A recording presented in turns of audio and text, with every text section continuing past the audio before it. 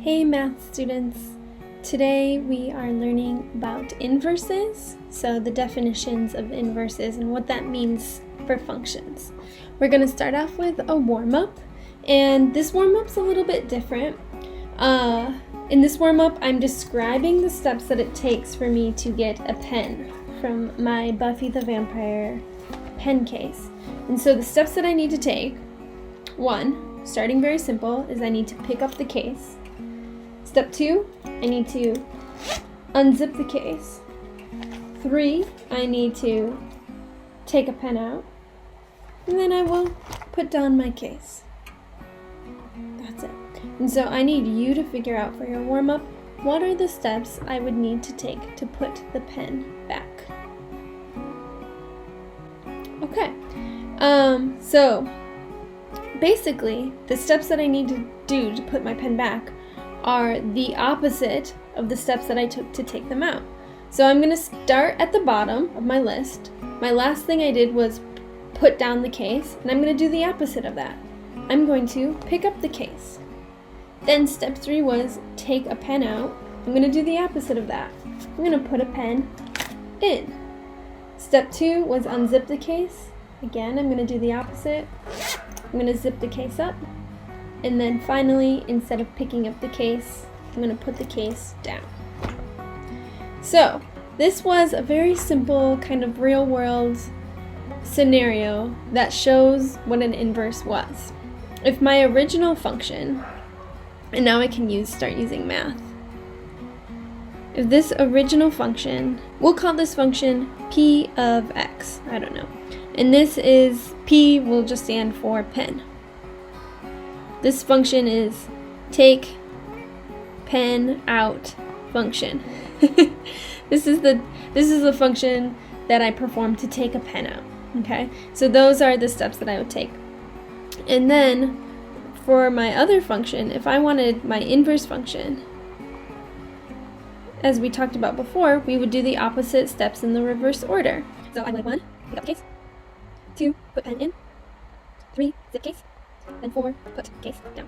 Okay, so P inverse, the inverse function, does the opposite steps in the opposite order. And this is the idea that we're going to be focusing on today. So first, let's get a formal definition for an inverse function.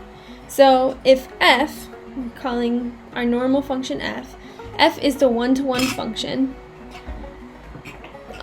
with domain A and range B. Okay, so this little vocabulary word right here, one-to-one, just means one output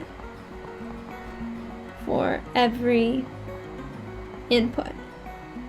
So that just means it's a function. It passes the vertical line test. So our one-to-one function, f, has domain A and range B. Then the inverse function, f inverse, has domain B and range A and is defined as below. So this is the definition, this is the formal math definition of an inverse. So what this is saying is the inverse basically switches all the steps. But instead of thinking of it as switching steps, we're thinking of it as switching the order, switching the domain and range. Okay? And you can see that in the diagram. So we have the diagram right here where our function f, we can see the domain. Here are my x values and then my y's. The original domain was ABC and the range was 1, 2, 3. And then for f inverse, they switch. The domain of f inverse is 1, 2, 3 and the range is ABC. And then same thing with the table below. You can see that f, these two tables, f has the blue domain values and the red ranges, and then for f inverse they switch, and so the domain for f inverse are now all those red values and the range are the blue values. Okay, and then just one note over here. So f to the -1 means f inverse. So that's the way that it's pronounced. So that we pronounce as f inverse. It is not f raised to the -1. the -1 is not an exponent, it just means it's an inverse, okay? So whenever you see a function notation, so function notation with the f or g or h or whatever the function is with the -1, that's an inverse. It is not an exponent. And then one other note on inverses, when you graph an inverse, so I can see the graph, the original graph is the red graph. I will label it f of x. And then the inverse is down here, so f inverse of x is this blue graph. And you can see that the points, the x and the y, switch. So this point 3,7 turns into 7,3. This point 1,3 turns into 3,1. This point 0,1 turns into 1,3. So all the points switch on each other. And when you do that graphically, it ends up being a reflection. The inverse ends up being a reflection over the line of symmetry. So this line, I'll highlight in yellow. This line here is the line of symmetry, y equals x. So that is something important to remember. When you graph inverse, they always are just a reflection over that y equals x. And that is because the x and the y values are switching. So basically, in my inverse function, my y value equaled the x value of the original function. The y value equals the x value of the original function. So that's why they reflect over that line, because literally the y value of the inverse function equals the x value of the original function. Alright, here's example 1. It says, given the function f of x, sketch the inverse function g of x. So just for some notation here, g of x is equal to the inverse of f of x. Just for notation. So g of x is the inverse of f of x. Include 2 points on the inverse graph in the line of symmetry. So starting first with graph A, we have this line segment, and 2 points are already labeled for us on f of x. So that will make it easy to start graphing g of x. So I'm going to graph it in blue. And so since I have those 2 points of f of x already labeled, I can just switch the x and the y, and those will be 2 points on g of x. So instead of -2, 4, I will have the point 4, -2. So I switch the domain and range for the inverse. And then instead of having the point 3, 1, I'll have the point 1, 3. Okay. And then I will connect my 2 points. I'm going to use a ruler to help me with this. So it's straight. Cool. And I will connect my points like that. Oops, I went past. Like this. There we go. Beautiful. Go away now, ruler. We're done with you. Okay. So there it is. There is my inverse graph. It's the blue one. And then I'm going to draw on the line of symmetry. I'll just do it with the yellow highlighter, like I did on the previous page. So here is my line of symmetry. So the line of symmetry I made in yellow. So do you see how the red graph flipped over the line of symmetry to be on the blue graph? They are inverses. Cool. And then next, given the function f of x, sketch the inverse function g. So I need to include 2 points. So I'm going to start by first finding 2 points on this original graph. I'll use this one and this one. Oops. So I have this point 1, 1 and the point 2, 4. Okay, I will graph the inverse in blue again. And for this, since it's not a straight line, I'm gonna use more points to help me with my inverse. There we go. Okay. And so now each of these points I can just flip the coordinates, and those will be the coordinates for my inverse. So 0, 0, when I flip those, it's still just 0, 0. So I have an inverse point at 0, 0. 1, 1, same thing.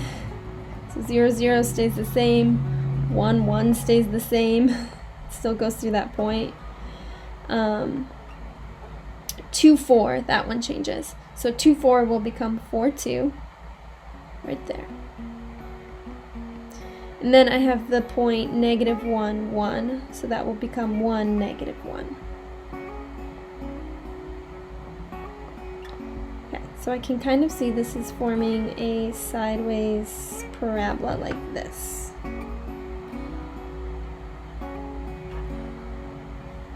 Okay. Okay, and then I have my line of symmetry right here in yellow. So the purple graph has been reflected over this yellow line of symmetry to form the blue graph. There's just one thing I need to take into account, and that's this word here, function. So the inverse should be a function. And I'm looking at that blue graph, and I can see that blue graph does not pass the vertical line test. Look, at 2, at x equals 2, there are 2 outputs. At x equals 4, there are 2 outputs, 2 and negative 2. So that is not currently a function. And so this happens sometimes, and what we need to do is called restricting the range. So I am just going to get rid of the values that make this not a function. I'm going to color over them in white. So I'm going to get rid of this lower half, since it's just a reflection. It's going away. There it goes. And so now I'm only left with this blue part of the graph. It still represents an inverse, but now it is an inverse function because it passes the vertical line test. So I had to get rid of the part that made it not pass the vertical line test. This is a very special case. It's kind of a strange problem, but that is what the inverse function will actually look like there. Which makes sense because the original graph in purple, f, you can see that that is x squared. It's just a parabola. And so then the inverse is g of x equals the square root of x. And square roots are inverses of each other. Very, very interesting. Okay, let's learn one more. Oh no, sorry, more examples. Yay! I love examples. So example 2, we have the graph of the invertible function f, which just means we can take the inverse, is shown on the grid below. And the question is down here. What is the value of f inverse of 0? So just a reminder with the notation, f inverse of 0, I'm going to get some output. And with the input, this is going back to the definition on the very first page. So f inverse of y equals x is the same as f of x equals y. So I can kind of use that equation to help me out here. That will be my f of x equals y. So these are like interchangeable. So if I'm looking for f of 0, I am looking for when the y value, if I'm looking for f inverse of 0, I want to know that's my y value. So for the graph f of x equals y, I'm looking for when the y value equals 0. So the y value is equal to 0 right here. We have this point 6, 0. So the x value is 6, the y is 0. That means for the inverse, f inverse of 0 will equal to 6. Okay, and that's because f of 6 equals 0. Okay, so the x's and the y's switch. Alrighty. We have a very similar problem in part B, except instead of a graph, we're given a table. So this says the table below shows some inputs and outputs of the invertible function f. Again, invertible function is just a function I can take the inverse of, with the domain all real numbers. So what this means is I could make like a kind of matching table here with x's and f inverse of x. I could just switch the values. So instead of 5, 9, I would have 9, 5, negative 2, 3, negative 5, 1, negative 1, 18, 1, 0, and 11, 9. So I just switched the values. Now I have a table for my inverse.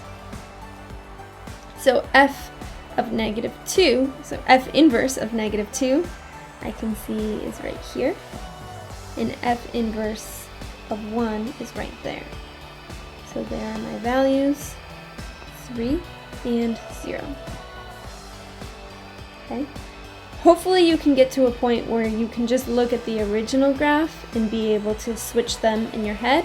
But if you need to, you can always draw the inverse table or even the inverse graph. I could have drawn a graph on part A to help me figure out the values. You use whatever tools work for you. Now we will learn one more new definition, and this is the cancellation equations.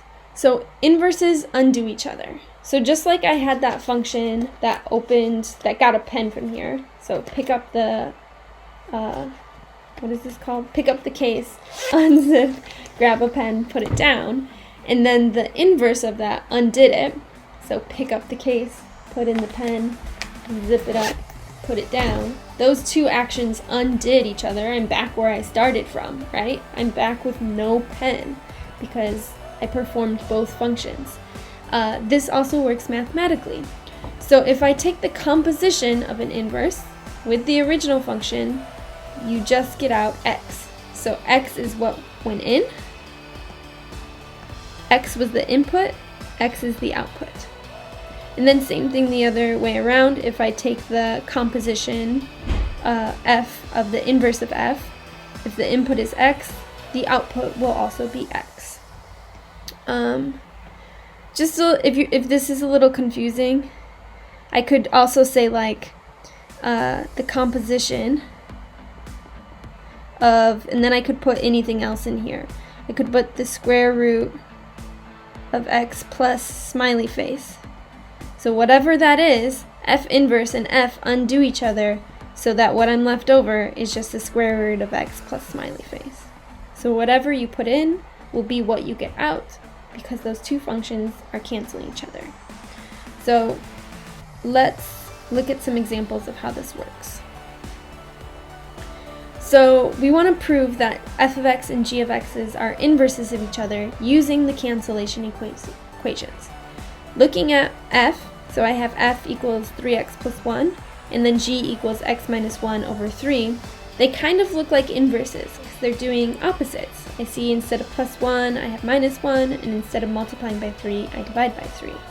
But we will prove this by taking the composition. So I could do f of f inverse of x. Okay? So you have to remember how to do compositions. We're using our skills with function notation. So I will start by putting my f inverse, which is g. So g is my f inverse inside the argument, like that. And then I will take what's inside the argument of f and I will put it inside my function f. Okay, so this is 3 times x minus 1 over 3 plus 1. Making sure to always use parentheses. We need parentheses. So if I simplify this out, I can first see that 3, multiplying times 3 and then dividing by 3 will cancel out. So I have x minus 1 plus 1, which just leaves x. So these two functions are inverses of each other. And we proved it by taking the composition. We can do the same thing in part B. So hopefully you can see why these look like inverses. Again, instead of adding 1, I subtract 1. And then instead of raising to the second power, we took the square root. Those are all inverse operations. Again, g of x is my f inverse. This time, I'll do the composition a little bit differently. I'll do f inverse of f. Doesn't really matter which one you do, it should work out either way. So that means I have f inverse, and then my f is x plus 1 squared. Using parentheses. Oh gosh, let's rewrite this. That was hideous. X plus 1 squared. There we go. So this means that x plus 1 squared is the input of my f inverse. So I'm going to put it in there. Okay. So this will be the square root of x plus 1 squared minus 1. You can probably see what's going to happen again. If I'm taking the square root of a square, the square root of a square will just be whatever is in the inside. X plus 1. They cancel each other out. And then I still have my minus 1. And again, x plus 1 minus 1 equals x. So we took the composition. What was the original input is the output.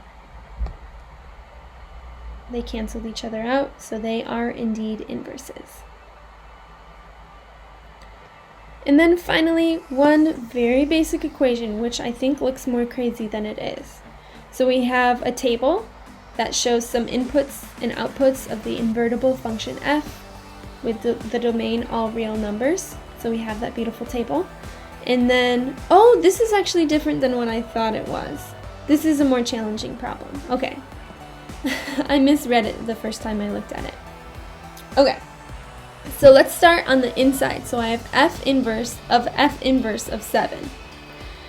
So f inverse of 7 means I'm looking at this coordinate pair. So that coordinate pair tells me that when x is 7, then f inverse of x is 14.